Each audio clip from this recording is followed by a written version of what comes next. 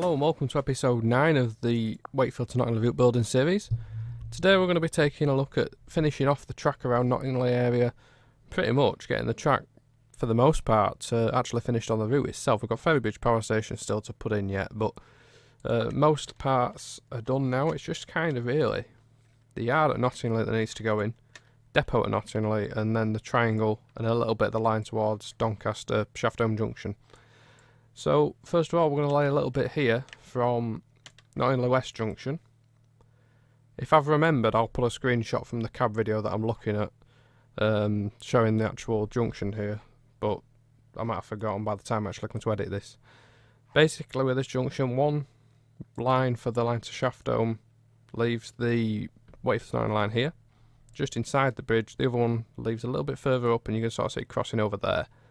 So we need to continue this from here. So we got 1 in 305 downhill gradient, I believe it is. Yep, 1 in 305 downhill gradient on this section of track.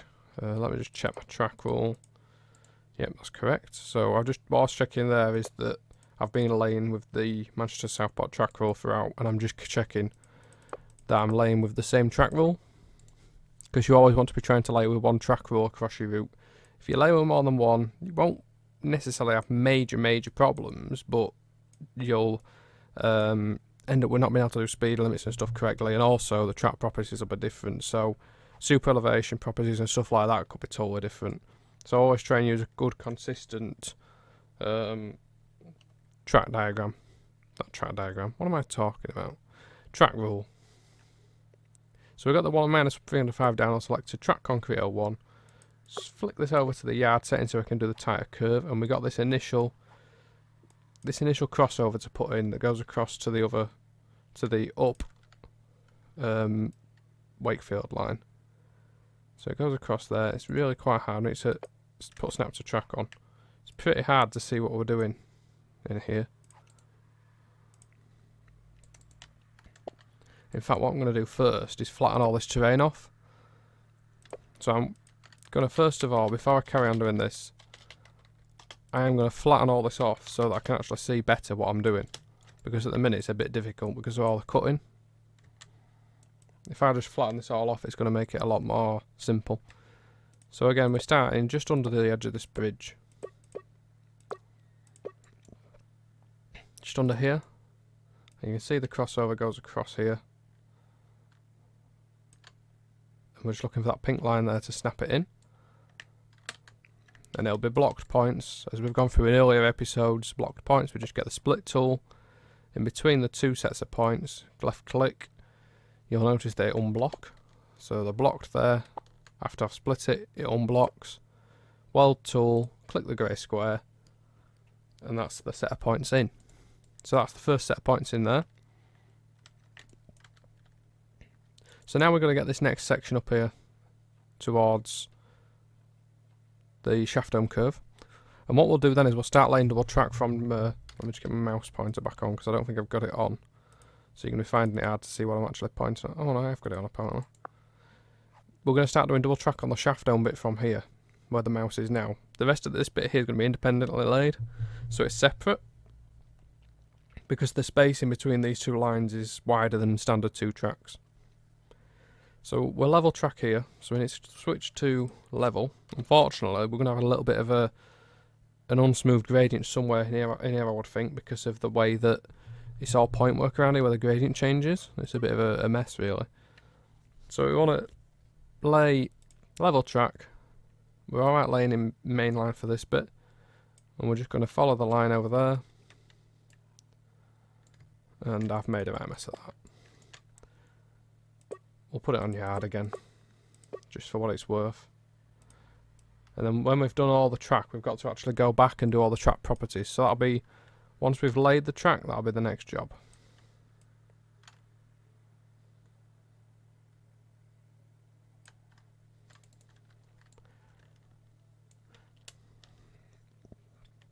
So all that was supposed to be laying at these gradients is supposed to be 75 metres, which I need to go along. 75 metres is about to here. But I would suspect it's actually to where we are now. is where the gradients for the Knottingley line, for the Shaftoe line should start, because the gradients on here are different, obviously, to what they are on the left-hand tracks. So I'll just carry this back across a bit further because it was a little bit off before. And then we need to actually change it to a gradient of 1 in 175. So we can do the double track from here. So we're going to first of all just start some double track. So it's a gradient of 1 in 175. And this gradient goes on around the curve. Basically, it's for 450 metres at 1 in 175. Now, I was a little bit puzzled by this because I thought it would stay level with this track. I don't think around Knottingley one of the tracks went higher, but you can't really argue with a gradient profile. Unless somebody who did somebody in Network Rail did it completely wrong. It's an official Network Rail diagram that I'm gradient profile that I'm using. So we're just laying it around the curve here. Now, can we do super elevation? No, we can't, because there's a set of points on the exit there, so we can't do super elevation, unfortunately, around here. We can ease the curve in nicely. Now, this bridge here is quite an interesting one in real life.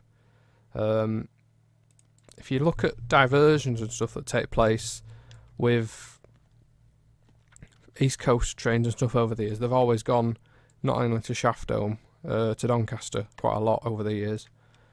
Particularly, I mean, more so these days the expresses go actually Hamilton way, but particularly when my dad used to live at Featherstone, he used to see Deltics and stuff coming along all the time, so they'd go, instead of going Doncaster, Wakefield, Leeds, they'd go Shaftoe Junction, Doncaster, Shaftoe Junction, Knottingley, Pontefract, and then around Turner's Lane, Wakefield, through Normanton, either down there or up to Wakefield Westgate, depending where the line was closed. But this bridge here prevents some freight these days actually doing that diversion, so some freight will still divert this way, but unfortunately the bridge is really tight, and actually Freightliner trains can't actually take this route, so they've got a really weird route that if they're going to Leeds or whatever from say Felixstowe, instead of diverting down here they go all the way up to Hambleton Junction, cross through Milford, and then sort of sometimes they go straight through Castleford, but sometimes they've been known to go up Ferrybridge Curve along this route that we're building, right along to Wakefield, and then all the way to Leeds Freightliner Terminal over here. So that could make for some interesting scenarios actually, from Milford Junction right around the whole sort of circuit that we're doing here. But that's just to avoid this bridge. Instead of just coming off Shaftoe and going across here and round, they sort of go all the way up there and then back on themselves and then round here. That's all because this bridge in real life is really tight, so I'm going to try and recreate that when I do the bridge in the game. So let's just see first of all, after I finish rabbiting about pointless crap, whether we've got 450 metres laid just yet. We have just about. Yep, we've got it. So that's to there. So again, just going to split there. Oh, didn't mean to do that. Just have a look, see if we've got point work where I've just done that. Nope, we're all good. That's good then. So we are still about the right height, so I would say that we seem to be alright. It's just this doesn't look right to me. I'm pretty certain in real life that line is not so high compared to this one. If you're not on the platform, where's the station? I guess if you're on the station it might be, but I don't know it. It doesn't seem like that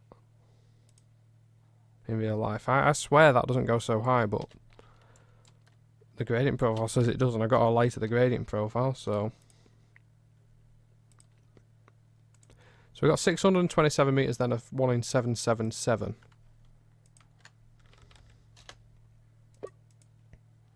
So again, we just change the gradient there.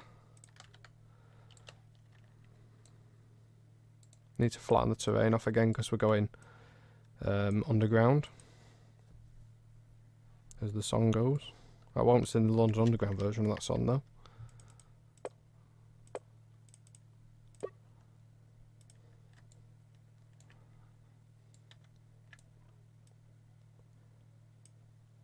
There. So we should just carry this along the straight. Not like that, Mark. That is not how we carry it along the straight. I mean, it balls up with that. So we're just going to cut it back, see if we can realign this straight again.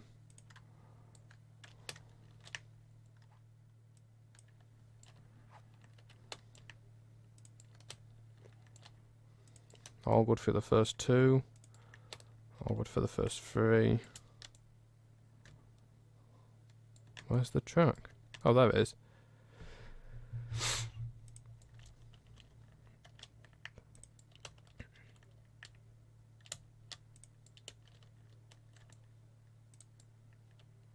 And then it starts curving just around this bit here, so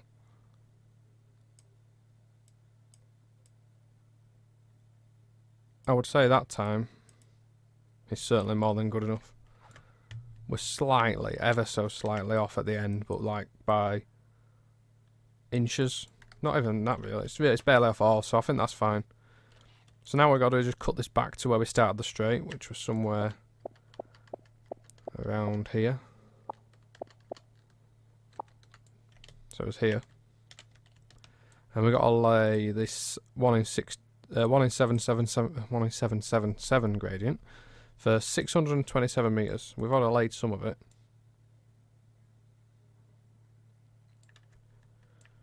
And we'll just carry it on for a bit more, then we'll count back and see how far we've laid. I need to bring the decal back down. Let's see if that's enough. The change is here. So we need to go from here and measure for 627 metres. 578. Get the calculator out. Set 627 minus 578. So we've got 49 metres left to lay. I should have been able to figure that out myself, but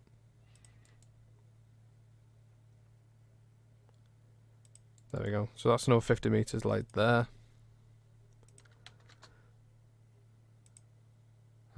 Next up then,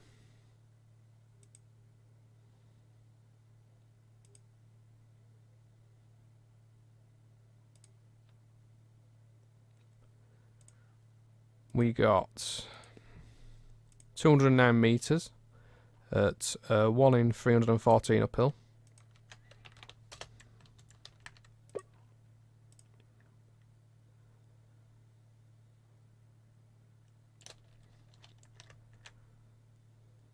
Which goes to there. And then finally, well, not finally, I'll lay a little bit more yet. So it's minus 2330 for 193 metres. Might as well just be level track, but it's not. It'll make a very minute amount of difference. If you laid this with level track, it'd make barely any difference. And in the gradient profile book, like the really old books, it might actually appear as level track because of how sort of shallow that changes. I mean, it's gaining what, like 5 centimetres? Yeah, it loses 8 centimetres in that section of height. You can almost lay that level, but then you find yourself, if you keep sort of doing that across the route, you'll find yourself at some point being more widely run. So we've got 1 in 660 for 756 metres.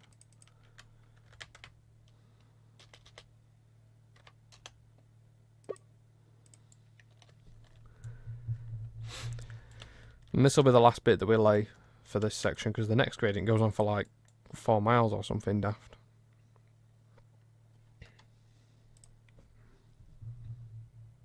So it's for 756, we need to lay another 256 metres, which is to there. So that's this bit of gradient done, this bit of track done. We'll have a signal on there now to always lay the track past at least one signal so that AI can come in from portals out here and not have to crash into the back of something or go straight into the station when passing it or going through a signal or whatever. You need to make sure there's at least one signal between the NDR track and any stations or whatever.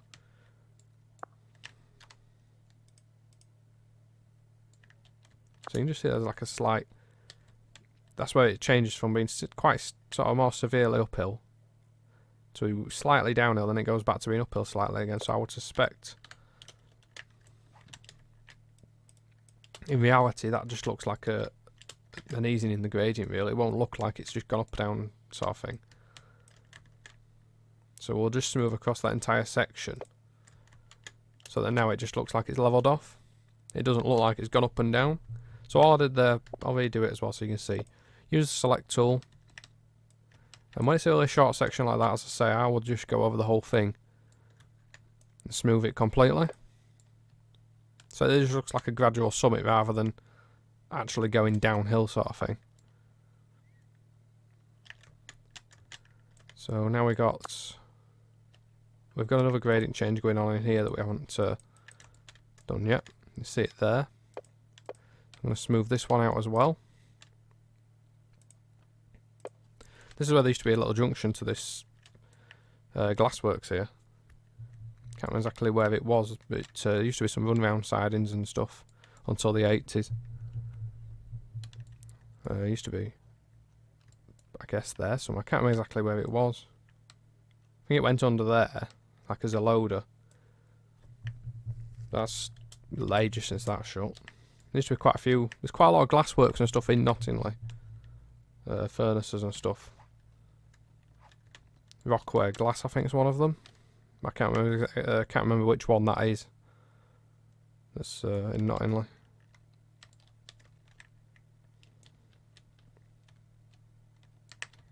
So next up we've got this quite sharp changing gradient. We've got to be careful with these points where they need to be here. So we need to start this changing gradient past those, which is about here somewhere. And that'll nicely see the smooth summit now. That's at the top of the 1 in 175. And obviously we'll get down here, we're at the bottom of the 1 in 175. We've got to lay the rest of the junction now. So it's level track initially. Put it to yard. Put one track on. Snap to track needs to go on as well. And go straight. You can't really see what's going on here, but it goes over there. And it sort of gradually comes back in just after. That's gone slightly wrong. It comes back in just after the one that we did before came off.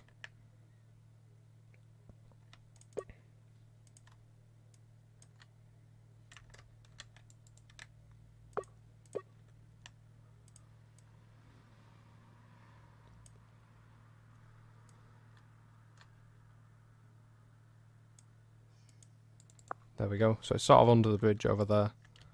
Now I've just realised that by doing that, the gradient should change in here somewhere to 1 in 305 there. Just there where the line is.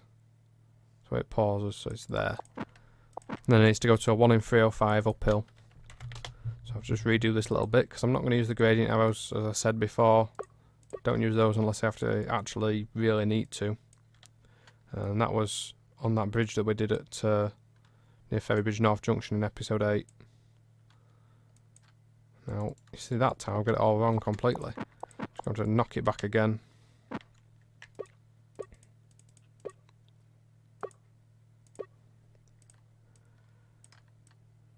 This is probably the most boring bit of the route building, but it's the most crucial part as well, because you've got to obviously get your track as correct as you possibly can. So we now got the split lines coming off there. I'm not happy. I'm not happy about this kink here. I don't know why I did that.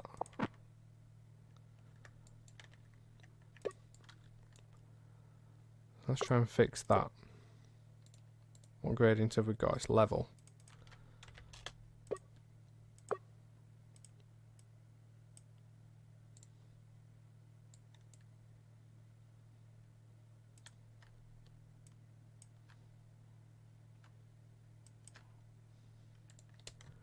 I'm not happy with how that looked then with the sort of kink in it.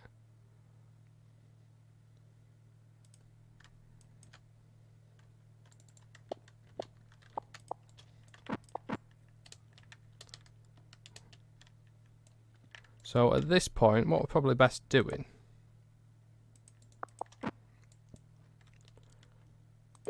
because I've made a right old ash of this at the minute. It's a right mess. Trying to do it like that.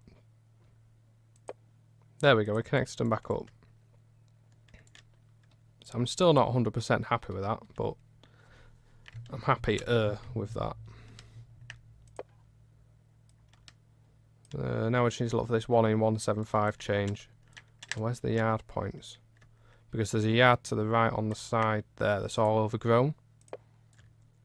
Just moving off the gradient changes there for where it goes up the starts going up the hill.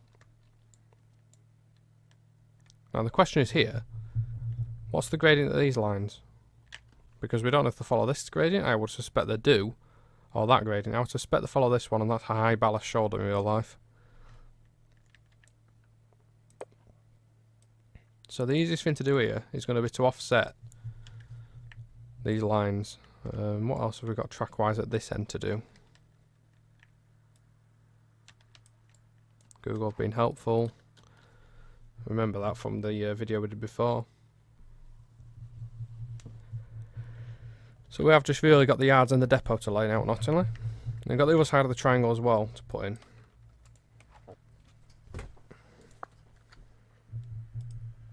But we're getting there gradually.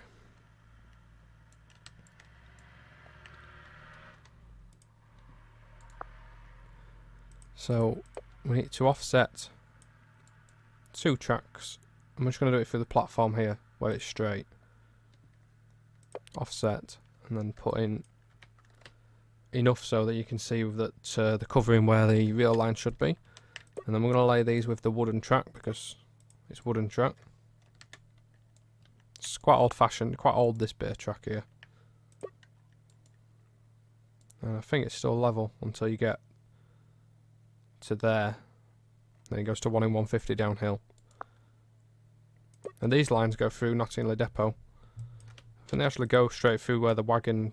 I think there's a fuel point where they made it so that coal trains could be fueled up, the local could be fueled up without having to leave the train. If I remember rightly. Inside... I think it's inside there somewhere. If I remember rightly, that's what they did anyway. I believe that's correct. If there's anyone that works at Knottingley on here, they can obviously confirm or deny that.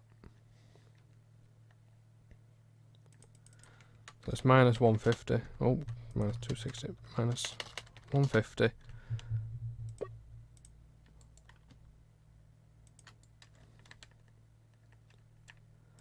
We're just carrying this on to there, and then you can see that quite clearly one of the lines splits and goes straight, so we can offset that one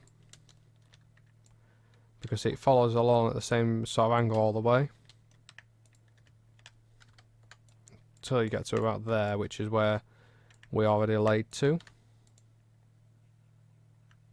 Now let's have a look. We might be able to just extend this one straight up and connect in. So let's try that. Where are we in relation here? There we are. So that needs to be now 1 in 50 uphill. And we'll light with track concrete at 1. Single track. We've got the snap to track on. Now if I've got snap to track on, it's harder to do straights. So you can see it's not snapping to a straight. If you've got snap to track on, that is. If you hold control with snap to track on, you can lay straights quite nice and easily. Just like I'm doing here.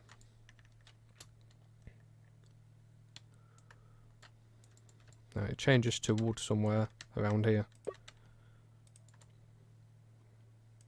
So this is the, I guess this is the goods loop we're doing here.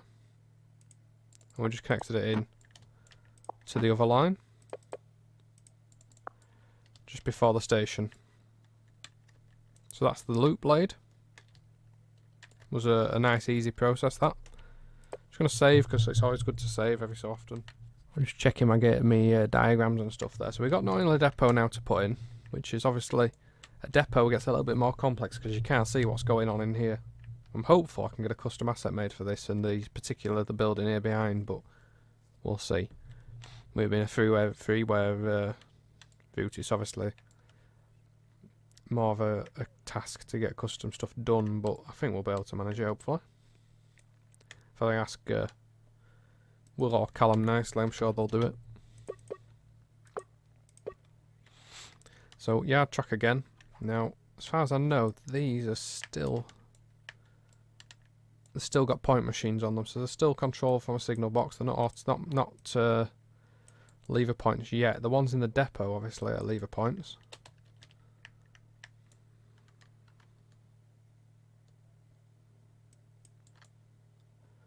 Can't see what I'm doing. It's never a good thing. Need to bring the track down again to the right level because we can't see what we're doing. Terrain, sorry, not the track. And we're just laying in a feeder line here initially with wooden track. And note, you can see now where the points handles are there. That's where it's manual point. You can see the white point machines if it's an automatic point, controlled point from a signal box. Sorry. Now I think this one might just be a head shunt these days. Yeah, it is. That's just a head shunt that sort of goes down to the bottom of the yard, so that they can independently move stuff in the shed and stuff like that. Then we've got this head shunt here to put in, so we'll offset that. It's the easiest one to do. Before we get to that curve though. So where does it start to curve? Around there somewhere. So we need to just offset it to there. Go for a 4.5 meter offset. Spacing is not exactly right, but it's good enough. Now we need to remember now, because these are, as I said, these are manual points. We've got to tick the manual point lever, and then we can just connect this in, put it to yard.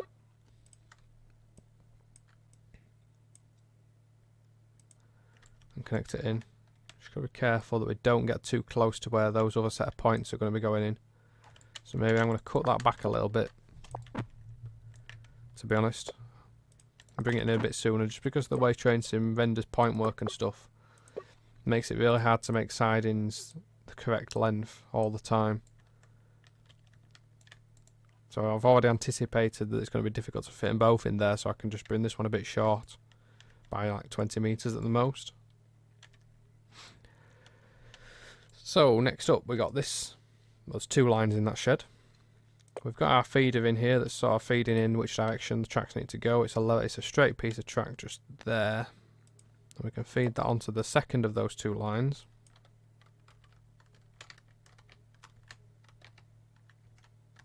.14 meter offset. Track type wood, but maybe in here there's some pits or something, but we can change that afterwards to account for those.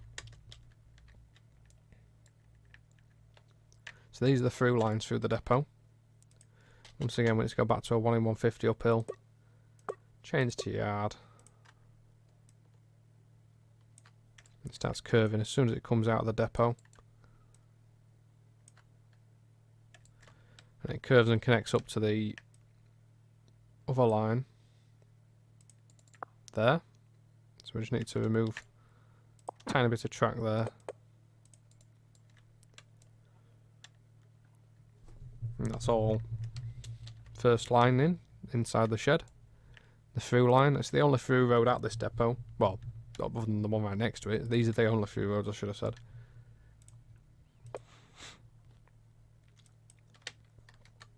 Knottingley Depot was opened beginning of the diesel era, sort of mid-60s.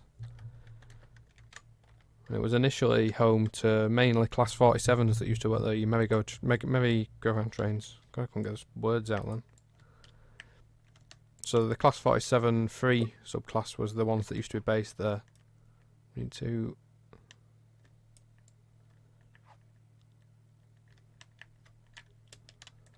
see where these points go in. It's just there.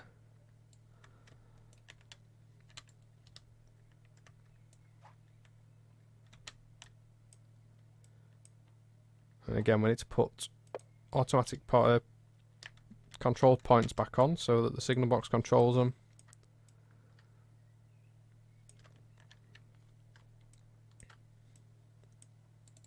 And that's another set of points in. So that's the first two lines actually through the shed itself that are laid in. Save again. Always good practice to save every 5 or 10 minutes, especially if you're doing track, because track's where it can get a bit dumpy at times. So we're laying down the hill once again.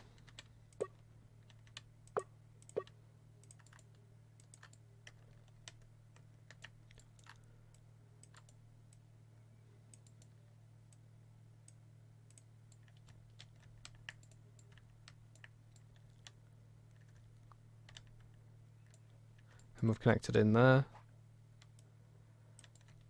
Oh, I've made an error there. I've left automatic points on, so that's how easy that is to do. Which is why I always prefer to do all the manual points at once, then come back and do any of this point motors. So all these at this end obviously are controlled by a lever. It's only the ones that connect into this loop line that are automatic slash controlled points, sorry. Same again here. 76 metres of track. Offsetting for this. Oh, it's gone off. We're offsetting for this road into the shed. We can't obviously see exactly how far it goes back in, but I know they go pretty far back. But we can also always trim them back if we need to. At that end. It's a lot harder at the left hand side, obviously. And what I'm going to do now is I'm just going to offset all these first before I start faffing about connecting them all up. These ones are a bit shorter through the shed. The shed can only fit one loco on each line. So after the 47s were based here in the mid-60s, they were the only traction really until the early 80s. I think it was like 80, 81, 82, sometime around then, when the 56s started coming in, maybe just about late 70s, but I think it was 1980 at least before the 56s started coming here. And then from then on for about 10 years it was an absolute domination of 56s. The 47 3s sort of moved on. A lot of them I think went to Tinsley and Mimmingham, places like that. Locos like 47 375, 376, which is preserved at Gloucester and Warwickshire. They were Knottingley locos. They were all sort of in that number range of 367, 377, you know, that sort of range. And some of them had, I think it was 277 had slow speed control. Was there only 2 47s with slow speed control, if I remember rightly? And they used to work the merry-go-rounds to Ferrybridge and Eggborough and Drax from Knottingley, and it was pretty much exclusive for them. These routes around here also used to see a lot of work with 37s in the early 70s and mid-70s and stuff like that, but they were based at Healy Mills. Knottingley, literally, its depot existed for the coal traffic. So that's why it's only ever really seen 47s, 60s, 56s. Until later years when you got a few, I think you maybe got a few 58s coming on, but I've not seen many photos of them.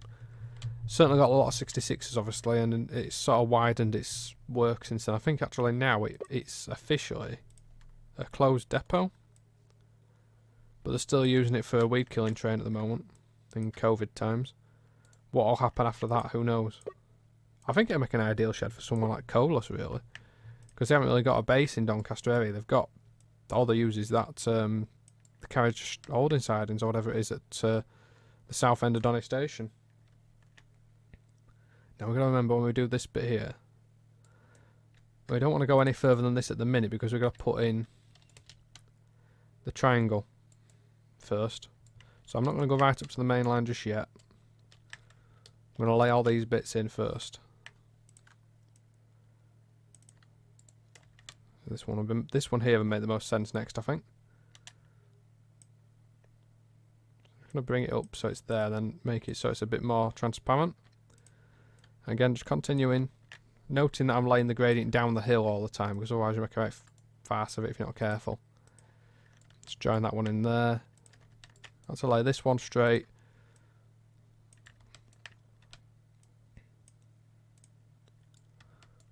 If we can get this done in this episode, the track here, we can probably start looking towards doing the track properties next episode, like speeds and stuff like that. And maybe we're only a couple of episodes then away from some scenery, which would be nice, considering we've got none in yet, other than what's already placed around the Wakefield area for Manchester to Leeds. Talking of Manchester to Leeds, as well, as I record this episode, it's probably be a couple of weeks before it actually goes live, because it has to fit around all our other videos, but as I record this episode, we've got back to working on the Manchester to Leeds route after it had been sat absent for a good 2 months since we had Fulcrum Productions. It's now back in action again. And it's about 40% complete. So it's going to be a long process. We're hoping to get an extra asset developer on that for stations and bridges and stuff in the next week or two. And then hopefully start cracking on with some new scenery, because we've got quite a lot of areas where we've not done the scenery yet.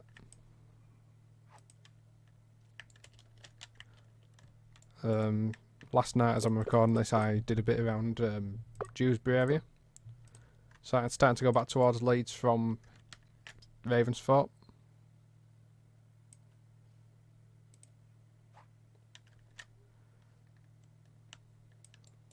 And then I'll have to tackle Heaton Lodge up to Marsden as well on my end of the route. And Callum's doing the Manchester end. He's doing quite well.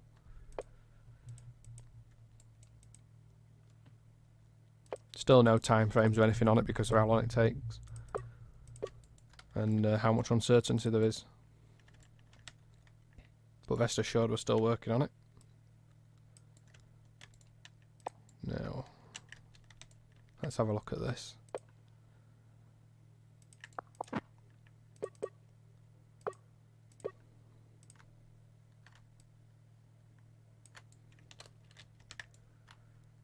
Can bring this exit line to there and then stop short because we've got to put this curve in here.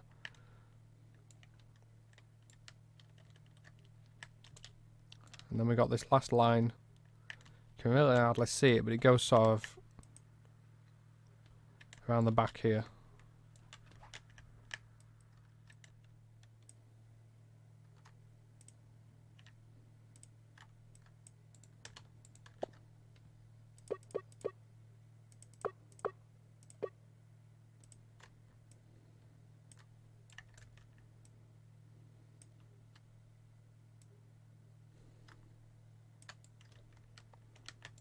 And getting later there, so it's not quite up to the main line, but more or less. I've got these points here that are blocked up, so I'm just going to do the split and then block those and then fix it with the weld tool. So now we got this point motor, sort of point lever that's stuck in the middle of the track. Just move this across there so it's out of the way. Same way in the others that we end up in the way in a minute, because we probably will do with the amount of point weld that we're putting in, because these are all manual points as I said before. So the easiest thing to do here in terms of offsetting, let's have a look,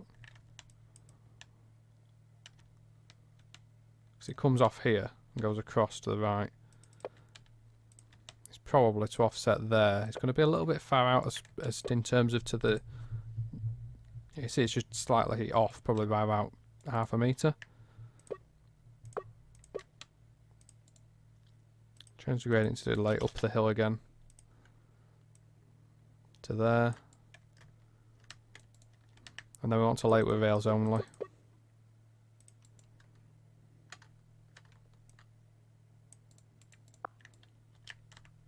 Which goes to there.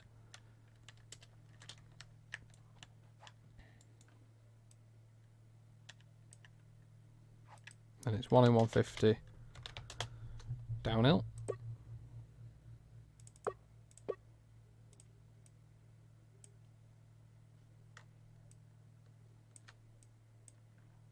Connect that in there like that.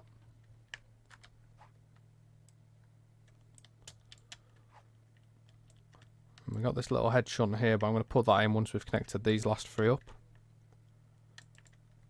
So that is, let's save the work that we've done. I think we've got one more crossover actually put in. Have we? Let's have a look, see if we've done it all. I think we've got a crossover missing here. Yeah, we have. Thought I had.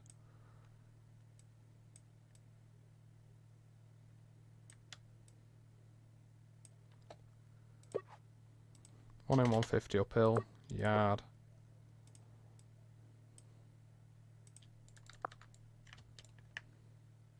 And split there. and weld.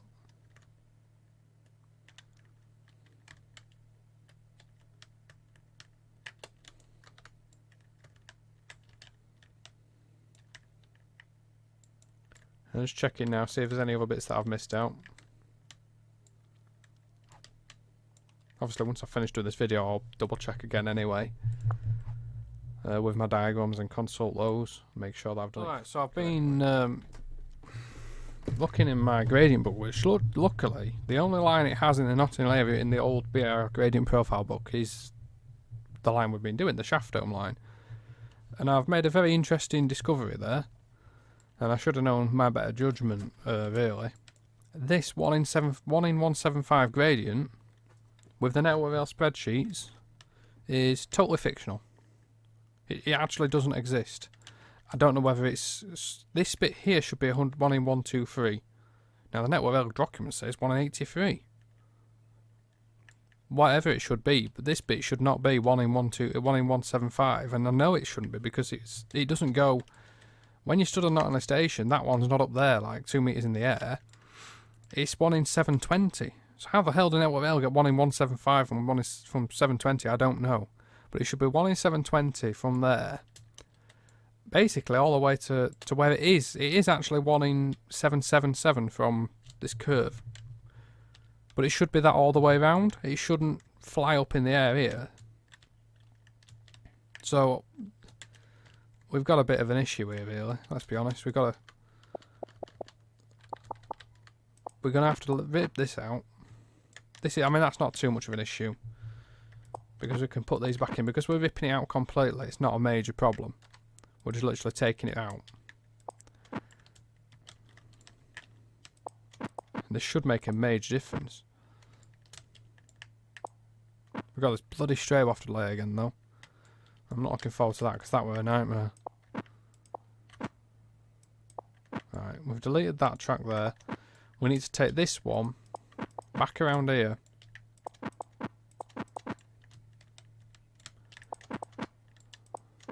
Right up to the junction where we started at 1 in 175, which is somewhere here.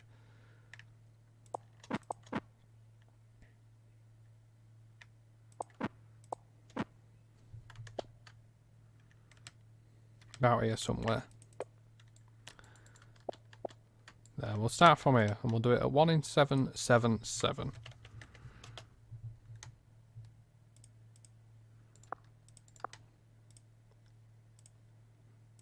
Well, actually, we'll do this 450 metres and we'll do the 450 metres. Instead of doing it at 175, we'll do it at 1 in 1720. 1 in 720. I'll say it right in a minute. 1 in 720 is what the book states. 1 in 175 is what network rail's documents that they provide today. So clearly there's an error somewhere. Snaps track off. Laying at 720 gradient. To there. And this is why route building can be an absolute nightmare. Because this sort of thing really is, it can be a morale killer because you spend so much time doing all that what we did. Getting the straights right and everything. And you could feasibly, quite easily, go and do all this yard, go and do all the scenery, and then not notice if you don't know the area. This is why it does help to notice, you know, to know your area as well.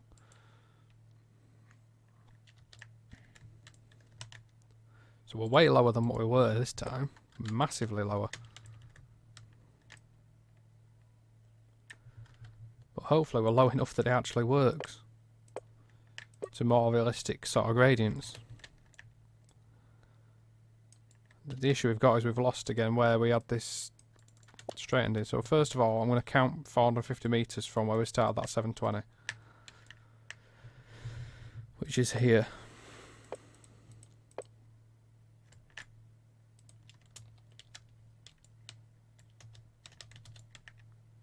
$450 metres is to there. Sounds about right to me. Halfway between the depot and the bridge for a slight change in gradient. It's not much of a change. Because it then turns to 1 in 777, which is for 620 metres. 627 metres.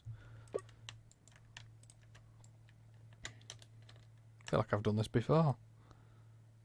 Although before we were much higher, this time we're not quite as high in the sky.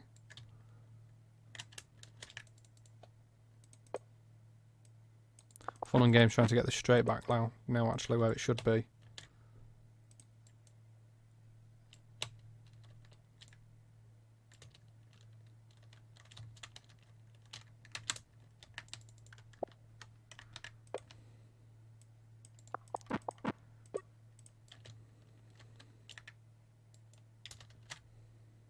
That's going to be too far.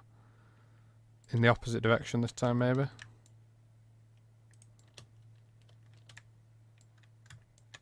Yeah, that's gone too far left this time, so I've cut too much off. So I need to cut a bit less than that off.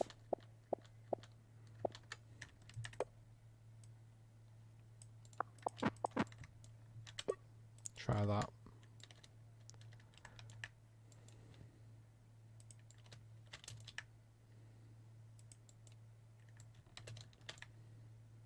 This time it's looking a bit more positive.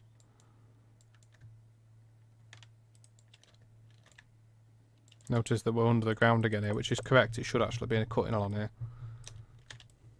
compared to what it was before.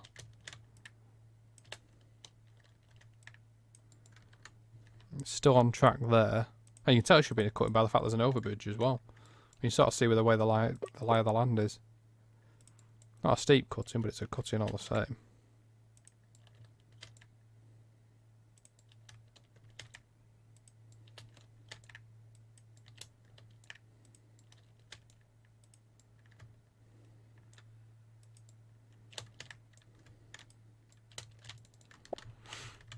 We're a little bit to the right this time.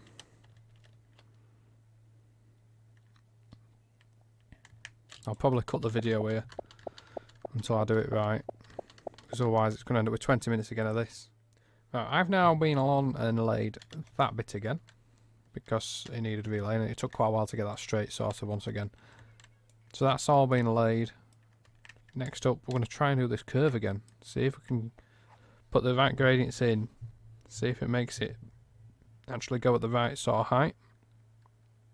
So minus 777 initially, because initially we need it to drop gradually away from the main line.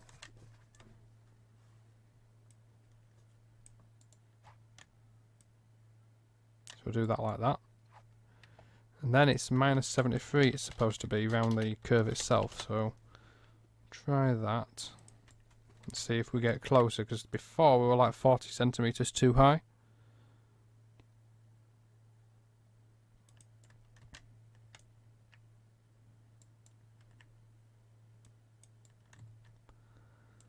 I'm going to have to cut this bit back. Let's see how we're doing. Oh yes, that's much better. So much better. We may have to level it off actually a little bit, but we're so much closer than we were. We were way up in the air, if you remember earlier in the video, before we relayed that. We're just going to blame Network Rail for it. Episode 10 is going to focus then on finishing Knottingley. Maybe doing a bit of signalling, because we've got the signalling still to do yet, obviously. And then carrying on, hopefully, eventually, maybe in the next 2 or 3 episodes, get into starting on some basic scenery or terrain work. For now, we've got this track to finish here. We've done quite a bit in this episode. I guess we've done this triangle on the bits here. We've got a bit to lay. I reckon another episode on Knottingley Tracklaying is what's going to be happening. Don't forget, please do like, comment, subscribe, share. Do appreciate your feedback. If you think I can improve that, and any tips that you can give me, please do. I always appreciate those. Thanks very much for watching, guys. Don't forget, Tom's usually on Twitch, twitch.tv/TrainSimTV_Tom. That's on Tuesdays and Saturdays at 8 PM. And thanks very much for watching, guys. See you later. Goodbye.